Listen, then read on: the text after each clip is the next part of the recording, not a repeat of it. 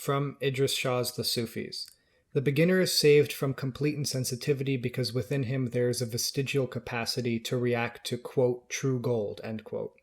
And the teacher, recognizing the innate capacity, will be able to use it as a receiving apparatus for his signals. True, in the earlier stages, the signals transmitted by the teacher will have to be arranged in such a way as to be perceptible to the inefficient and probably distorting mechanism of the receiver. But the combination of the two elements provides a basis for a working arrangement. At this stage, the teacher marks time to a great extent. What does that last sentence mean?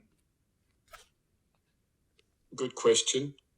But let me ask you to just state the first phrase again. I want to make sure I got the details of that, and I don't miss something. The beginner is saved from complete insensitivity because within him there is a vestigial capacity to react to, quote, true gold, end quote. True. Okay. Yeah. Okay. So, all right. And the last question, let me formulate it the way that you did.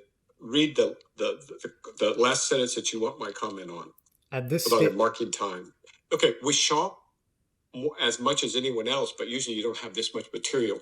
The use of words is meticulous beyond belief. I mean, I've never seen anything like it. And so when you exchange letters with them or whatever, I just got to say, these guys don't. If there's a problem with words, it's probably on your side. I've spent half a lifetime trying to find even a typo, much less a wrongly placed word or used word, and it just doesn't happen. So let's hear the last sentence about. At this stage, the teacher marks time to a great extent. Yeah. What the student needs is information. Until they wake up, they need information more than anything. And then after they wake up, they need information, but they need a different kind of information.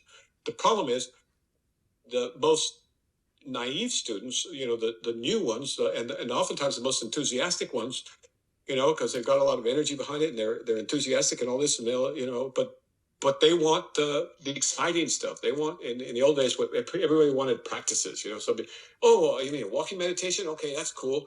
Oh, walking with a mala? Oh, that's even better. Oh, that's cool. And then I get to wear, Tibetan clothes. I can dress like a Zen priest, or it becomes a costume party and a social event, and it's a party. I mean, especially the Tibetans; those guys like to have parties. So you can't get lost in that because none of that matters. But for some people, it's vital because that's the only thing that's the thing they need most is connection with others, and so the sangha becomes a very important element, right? For some people. I'm putting all that aside, all the psychological and the emotional and the interpersonal needs that have to be met by any religion that's going to last and be good for folks, right? So that's part of it.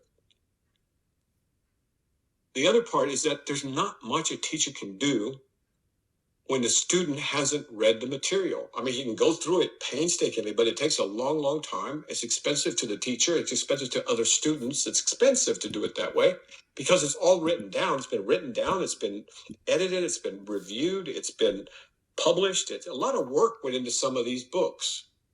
And now I'm thinking particularly of the Sufi books, or I'm thinking of the Avatamsaka. I mean, lifetimes of devotion for a good cause and a good reason, and you can hold it in your hands and it will work if you use it. I know that. I can testify.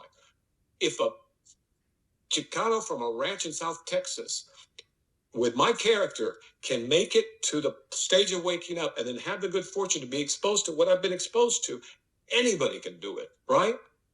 So maybe that's my purpose, is to say, hey, it has nothing to do with how good you are as a person, or how smart you are as a person, or anything like that. What it has to do with is your sincerity.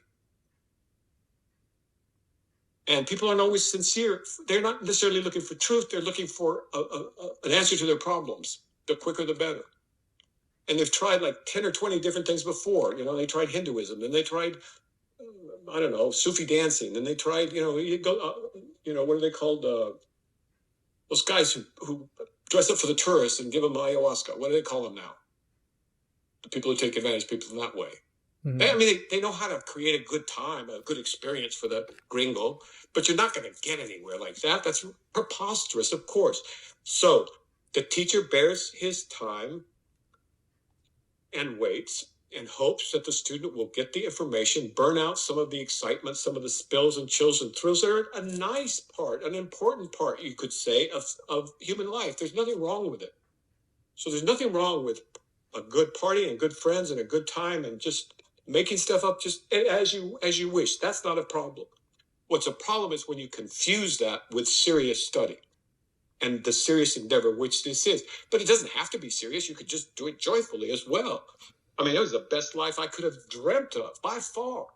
And not because of the med school, and not because of the specialty, and not because of the money, and not because of all the drama and surgery and other places that I love. That was great, but nothing compares with this. Whatever this is, this doesn't have any characteristics. But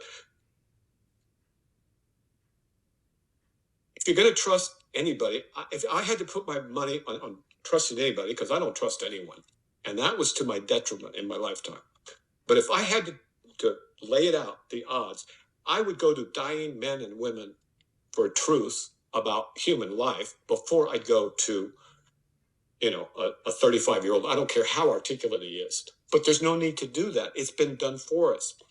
For 2,000 years, longer, people have been working, and they've been working. Their work is successful, as we will learn. The problem is this generation is going to have to go through a hideously difficult transition first. It's not necessarily to be difficult. It can be fun. But if you're attached to the wrong things, then of course there's all alarm and alert and alas and all this other stuff. That's okay. If you want to do that, that's fine. But if you're studying, if you're trying to get somewhere, you're trying to learn something, and you're trying to serve God, where you'd have to know his will, right? If you want to accord with the way, you have to recognize the way, know what it is. And that's a different enterprise. And so they don't have to exclude each other. There's been many enlightened lay people, many. And they help run countries, make no mistake. But there's a lot of people who get lost on the spiritual path because of that. They get sidetracked by the chakras or this experience or that, or this guru or that, or this guru had sex with this person. Oh my God, huh? And none of that's important, none of it at all. And so one of these days, ask me the difference between a belief and an opinion. You can do it in court too. Ha ha. Wow. There's a lot of the stuff you can use in court because it's just clear thinking. So what is the difference between a belief and an opinion? I guess there's multiple things. One I would say is a factor of degree held to one of them. Being held to a belief much more than one's held to an opinion, maybe. If I believe there's 15 planets, which one of those buckets does it fall into? It depends on how the role it plays, I guess.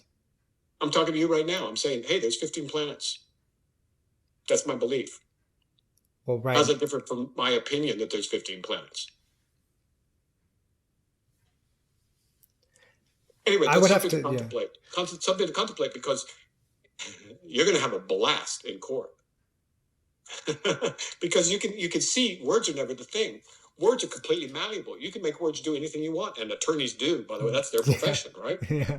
So with a clear mind, think of it. It's going to be glorious. You'll have a great time. And you can do all of this at the same time. And so people that are lazy say, well, I can't do that because I'm working. I need to clear everything away. And I need to have my little ashram, and I need to not work. I need to get rid of the kids, get rid of my husband, and move to a nicer place where there's more spirit, more energy, like I don't know, let's say Santa Barbara. That'll be good. So just put me up in an apartment in Santa Barbara, and I'll go get enlightened, And first I got to get my outfit too, right? Yeah. And get the right bracelets and stuff. And I mean, this stuff goes on all the time, and there's nothing wrong with it in a way. Let people entertain themselves and each other. That's fine. But for students, you got to put that in a little box. And forgive me if there's some pressure here, but as you can tell, I've been working with people for a long time. So anything more? Next one. I hope I answered your question. I have no idea. You definitely did. Okay, well, I answered a few other people's questions too in the meanwhile, so I hope you don't mind. No, that's the enterprise here, talking to the walls so the board can hear.